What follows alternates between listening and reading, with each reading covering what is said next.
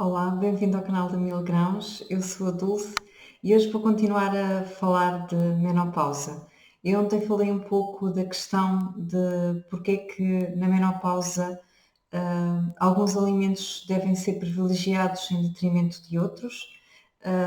Falei um pouco também da questão energética do corpo da mulher, que realmente o corpo da mulher, se tiver uma carga de alimentos de origem animal muito grande durante o período que antecede a menopausa, possivelmente durante a menopausa a mulher que tenha consumido muitos alimentos de origem animal nos anos anteriores terá mais sintomas decorrentes portanto, do período de pré e durante e pós-menopausa. Portanto, durante esse período a mulher possivelmente terá mais sintomas. Tal poderá não ocorrer, mas a verdade é que a menopausa, ou melhor dizendo, no Oriente as mulheres que passam pela menopausa não descrevem os sintomas tão exacerbados como as mulheres no Ocidente. E muitas vezes isto deve-se à forma como elas se alimentam. Pelos vistos não existe palavra no Japão não existe palavra para afrontamento, portanto é uma coisa que as mulheres não descrevem. E isto deve-se possivelmente ao tipo de alimentação que elas levam, também rica em soja. Portanto, alimentos que são feitos à base de soja, quer seja o tofu, quer seja o tempê, quer seja o molho de soja. Portanto, são alimentos, é uma alimentação mais baseada em alimentos de origem vegetal e, para além disso, também tem esta vantagem de consumirem mais soja. Muitas vezes liga-se estes dois fatores ao facto de elas passarem melhor pela menopausa. Para além disso, há alguns anos atrás não havia consumo nenhum de leite de vaca nem de laticínios e isto também acabava por tornar estes povos mais saudáveis. Uma das coisas que eu disse que ia falar neste vídeo, neste segundo vídeo, seria a forma ou conselhos que eu talvez possa dar para chegar a esta fase da vida e chegar também à menopausa e após a menopausa com mais saúde, até às vezes mais saúde do que tinha antes de se começar a preparar para ela. E uma das coisas que eu costumo recomendar sempre, e tenho isto na minha experiência e na experiência de mulheres que eu também conheço, é fazer exercício físico. Mas não é o fazer o exercício físico, por exemplo, imagina uma aula de aeróbica ou de step ou uma aula, pronto, aulas daquelas de ginásio em que há muito movimento, em que há um gasto calórico grande, aquilo que se possa chamar exercícios de ginásio cujo foco será o perder peso ou pelo menos gastar mais calorias. Não é este tipo de exercícios que são recomendados. Os exercícios recomendados são exercícios de carga.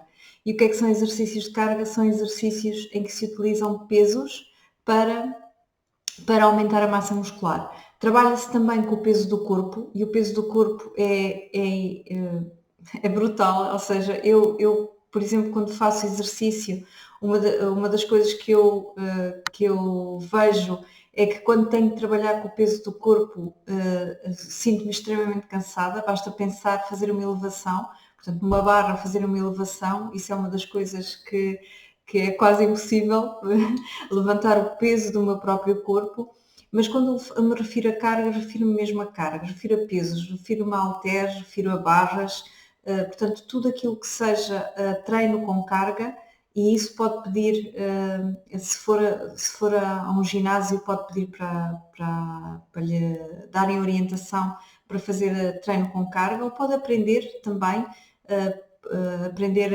através neste momento há muitos programas na internet Não precisa de fazer logo pesos muito grandes, mas interessa que vá aumentando essa carga. Imagino que começa com um peso de 500 gramas a treinar um braço, ou a fazer agachamentos, ou alguma coisa com carga, e depois vai aumentando para 1 kg, 2 kg, 3 kg, 5 kg, até chegar a um peso que seja grande e seja suficientemente desafiante. Tudo aquilo que desafia o músculo significa que está a trabalhá-lo um pouco além daquilo que ele estava anteriormente e ajuda depois a ganhar mais músculo e fibra muscular. E o que é que isto vai fazer? Eu pergunto-me, oh, Dulce, então, mas o objetivo é ganhar músculo? Não, não é o ganhar músculo, não é o ter o braço tonificado, que também é bom, ou a perna tonificada, ou o glúteo, ou bons abdominais e os músculos das costas bem desenvolvidos. O objetivo não será só esse, de ser esteticamente bonito, é isso que eu quero dizer, mas o objetivo é fazer com que haja sangue a circular até ao osso e que haja nutrientes levados até ao osso por esse sangue que está mais próximo, que vai até ao osso. O facto do músculo, de haver músculo junto ao osso, também ajuda à sua manutenção. Ou seja, o sangue leva nutrientes, leva cálcio, leva outros nutrientes e isto ajuda bastante à questão da osteoporose e à questão da flacidez que começa a aparecer com a idade. Portanto, se houver trabalho muscular, há de certeza menos flacidez, há de certeza mais densidade muscular e mais densidade óssea. Principalmente isto é o que os últimos estudos têm demonstrado, é esta necessidade também de haver treino com carga. O outro treino que é recomendado, e isto nunca deve ser descurado em nenhuma altura da vida, mas muito menos na menopausa, que, como eu disse no vídeo anterior, o corpo da mulher seca tem tendência a contrair mais, não é? É uma fase da vida da mulher em que naturalmente ela se tornará um pouco mais young, é o natural, e portanto não é combater, mas ajudar a que o corpo não fique tão preso. Os outros exercícios são exercícios de alongamento e deve mesmo fazê-los diariamente para que consiga manter o corpo com flexibilidade, com capacidade de alongar e também não fazer tantas contraturas, ou seja, para além do treino muscular, esse treino muscular com carga deverá também ser acompanhado com alongamento. Se, por exemplo, está habituado a só fazer caminhadas, alterne essas caminhadas. Portanto, num dia faz caminhada, no dia a seguir faz treino de carga com alongamento. No outro dia, portanto, faz alternadamente este tipo de treino. Se gosta de fazer caminhadas, continua a fazer, mas não se esqueça que fazer algum treino com carga e alongamento é extremamente necessário para manter a saúde óssea, para manter a tonificação e para manter a flexibilidade, que é extremamente importante. Com facilidade nós conseguimos perceber que um corpo rígido, por exemplo, com um impacto, sofre muito mais do que um corpo que tenha flexibilidade. A flexibilidade dá-nos possibilidade até, se estivermos quase a cair, imagine que tropeçamos e estamos quase a cair, aquela capacidade de até nem sequer cairmos, temos a capacidade de nos voltar a equilibrar e um corpo flexível perante o impacto também sofre menos do que um corpo que esteja rígido. Isto nós conseguimos perceber da física e conseguimos também perceber que o nosso corpo também será assim. Eu não queria tornar este vídeo longo, o anterior também foi muito longo. Eu vou falar agora dos alimentos que se devem retirar. Eu falei ontem na questão dos alimentos de origem animal, sim, e especialmente o de origem animal e especialmente o leite de vaca. A verdade é que existem evidências de que, e eu recomendo mesmo, eu sei que estou a recomendar um vídeo meu, mas eu recomendo que ouçam um vídeo que eu tenho no canal de YouTube. É uma palestra um pouco mais longa, de cerca de 1 hora, em que falo sobre o leite de vaca. E eu recomendo que vá ler este artigo e perceba como é que este alimento causa inflamação, causa acidez e que realmente não é um alimento bom para nenhum momento da nossa vida, mas muito menos durante o período de pré-menopausa ou pós-menopausa. Eu sei que é um tema polémico, mas nesse vídeo eu penso que coloquei lá referências e no artigo que falo de menopausa também coloquei referências. Existem estudos, e vai-me dizer isto, existem estudos exatamente que provam o contrário, mas leia ambos e pense pela sua cabeça, mas existem estudos que provam exatamente a relação entre o consumo de leite de vaca, e quando digo leite de vaca digo queijo, manteiga, kéfir de leite, iogurtes, etc., que relacionam, que há relação direta entre o consumo de leite ou laticínios e doenças cardiovasculares, osteoporose, intolerância à lactose, distensão abdominal, aquelas pessoas que comem e parece que ficam logo com uma barriga parece que têm 3 ou 4 meses de gestação ou mais. Portanto, é questão de pensar um pouco.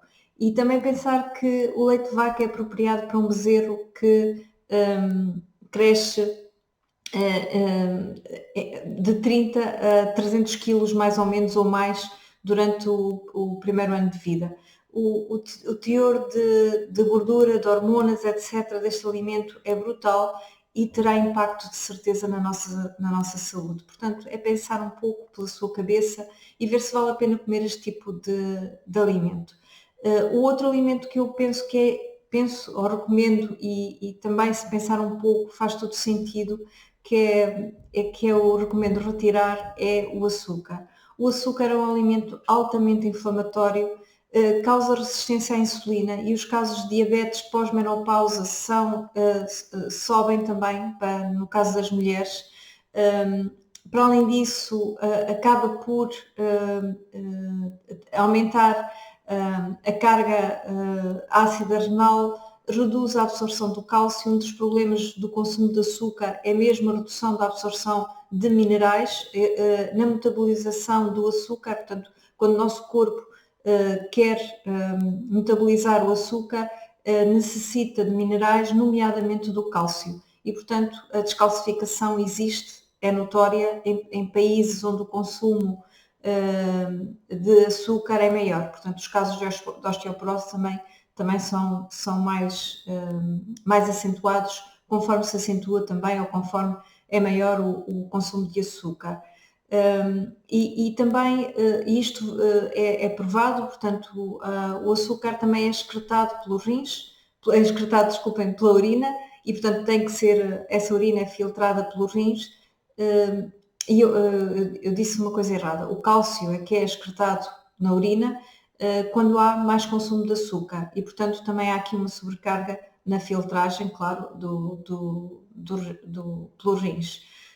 O açúcar não está só no açúcar branco, o açúcar está em imensos alimentos. Portanto, se consome compotas, se consome alimentos industrializados, pão feito naqueles de supermercado ou de padaria, em que um dos ingredientes é o açúcar, é natural que esteja já a ingerir uma dose imensa de açúcar, às vezes até sem dar conta. Eu lembro-me uma vez uma amiga minha que me disse que até no bacalhau à brás ou bacalhau com natas, eu não sei exatamente, mas era um bacalhau uma coisa salgada, congelado, portanto, refeição pré-feita, açúcar era um dos ingredientes. Eu comecei a ler os rótulos e fiquei realmente espantada com a quantidade de alimentos salgados que têm açúcar. O fiambre, o pão, portanto, alimentos que nós pensamos que não são açucarados, mas que têm açúcar. E eu, quando digo retirar o açúcar, é retirar o açúcar, mesmo. Não quer dizer que deixe de ter doçura na sua vida. E a doçura vem de várias formas. Vem através de alimentos doces, sim. Vem através de alguma fruta que coma. Claro, fruta sempre com algum cuidado. 3 porções por dia e uma porção caberá na palma da minha mão. Portanto, uma porção é uma maçã, 3 alperces, 2 ameixas. Portanto, uma porção caberá na palma da sua mão. Eu tenho uma mão pequena. Portanto, não poderei comer se calhar mais de 5 morangos, mas é ter esta noção, hum, do que é a porção, portanto, coma fruta também, que é um alimento doce, aprenda a mastigar, porque quanto mais mastiga, mais doce o alimento surge na boca, ou parece ser mais doce conforme vamos mastigando, e também ter doçura na sua vida, ou seja, ter esta capacidade de telefonar a uma amiga, ter palavras agradáveis para as pessoas com quem está, dar um abraço se tiver filhos ou marido ou pais a quem possa dar um abraço, ou amigos. Sei que nesta altura estamos durante o confinamento ou com a pandemia, mas se viver com alguém, trate essas pessoas com carinho e crie um ambiente amoroso em casa, um ambiente doce. E para além disso, tratar-se a si própria com doçura, porque muitas vezes o que falha aqui, quando nós vamos à procura de alimentos muito doces, é porque realmente falta-nos doçura na vida. E pronto, procurar esta doçura também na sua vida.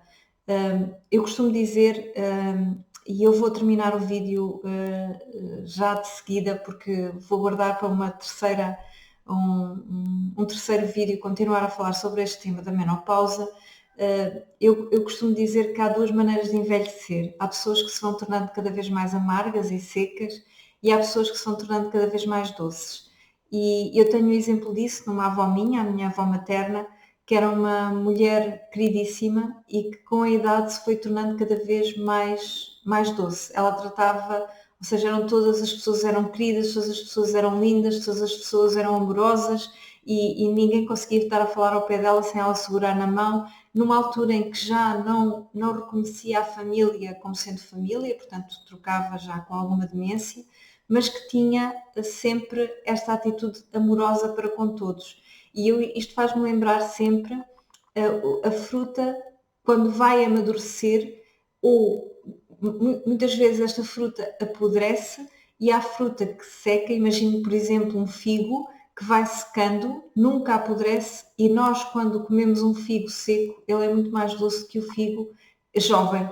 E portanto, com a idade não quer dizer que as coisas se percam ou que percamos a doçura ou que percamos esta capacidade também de ser doces e de ser igualmente importantes e igualmente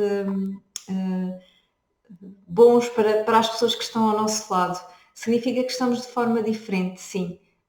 Eu se calhar prefiro um figo mais maduro do que um figo verde ou acabado de apanhar ainda com aquele leite. E o figo seco realmente é sempre mais doce. E esta minha avó é o exemplo de como é bom, ou como é possível envelhecer e ir se tornando cada vez mais doce.